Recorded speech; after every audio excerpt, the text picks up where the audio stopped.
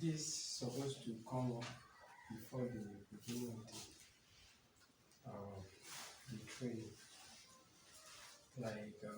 Firstly, I want to congratulate you both for taking the step of faith and for having the mind of becoming, or you are one already, self-employed, right? Yeah, because that's the way out. So, in short, you all want to do business. Yes, and business is the way out of the predicament that we are in now as a nation. We all know the number of graduates we are having every year, thousands of them. But how many of them will get job? Maybe 10%, if I'm not exaggerating. And that's to tell us that the way forward now is what?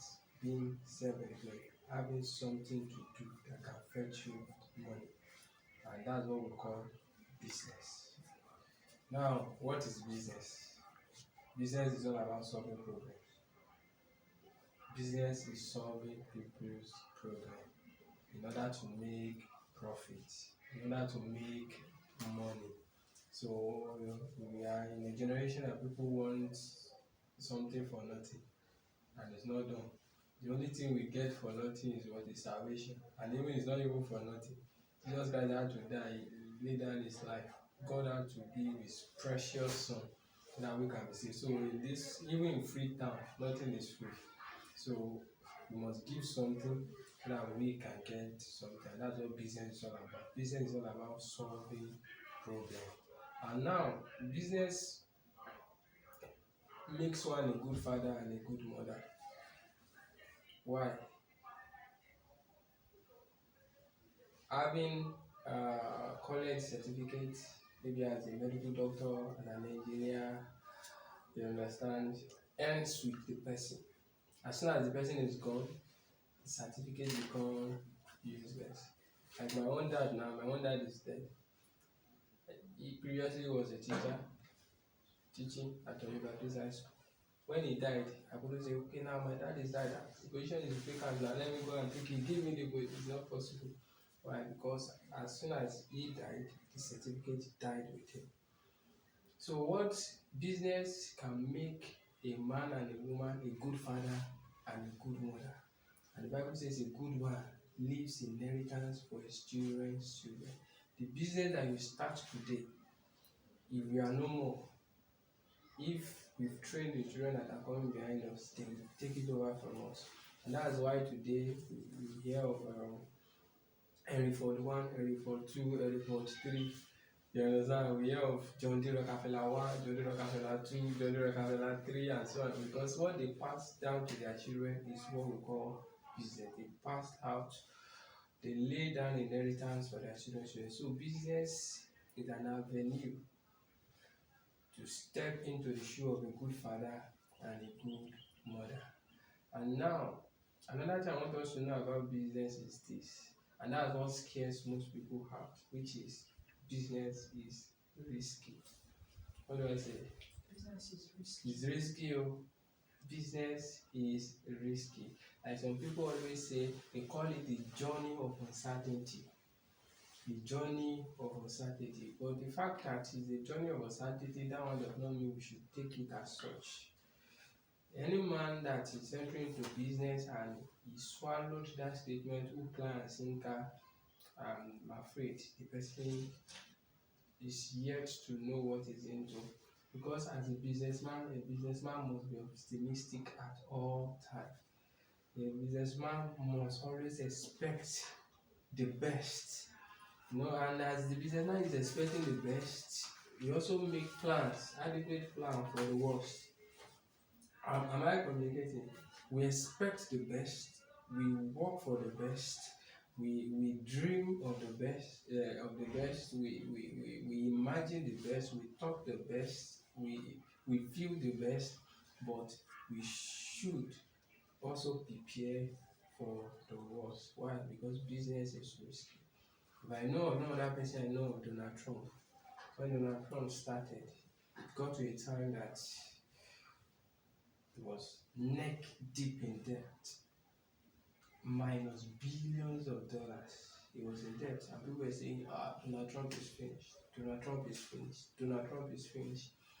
He said, but at that particular time, he said to himself that I know I'm not finished yet. I've not even started. And what happened? Donald Trump is still alive today. One of the wealthiest man we can have on the earth, swimming in billions. So the minus billions turns to what? To positive. So business truly is risky, but we must do what? We must expect the best. Now the question I have for you is, you that you want to start this business, what is your motive for coming into the business? What is your motive? So because coming into this business, you must make up your mind. I as a person, when I began as a motivational speaker, I look into my life, I look around, and I discovered that I'm a person that if I start this thing, I will stop. I will just do it for some time. I will do it. I will stop. I will start another thing for some time. Maybe I was persistent enough. If I do it for 1 year, I will stop. But when it was time for me to start my journey as a motivational speaker, I looked at it. I said, I'm tired of starting this and starting that and stop. That if I start this motivational career, I cannot stop. But the only thing that can make me to stop is what? Is death. And that's why 6 years after, I'm still doing motivational talk on the radio, still motivating people. So what am I trying to say? If you are coming into this business, truly, like I said, business is risky.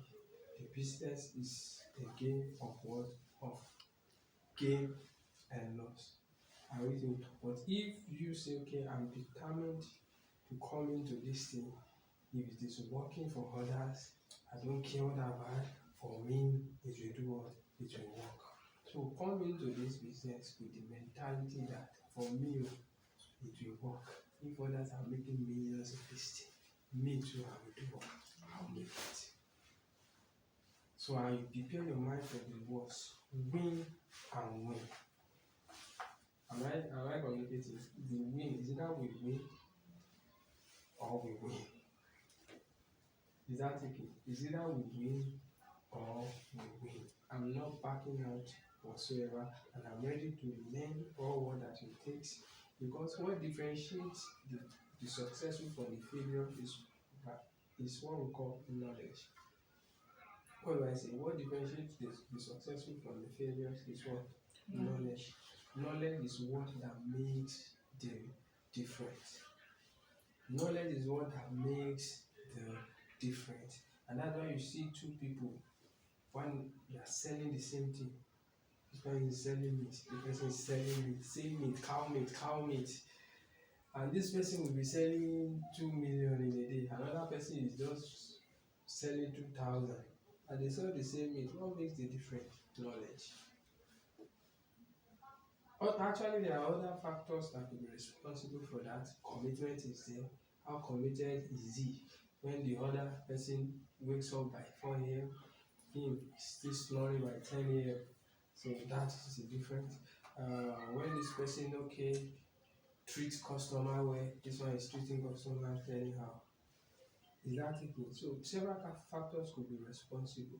But what I'm just trying to say is that the thin line, what that person lacks, the person that is not treating customer right, the person that is waking up by 10, what the person lacks is what? Knowledge. He did not know that the earliest bird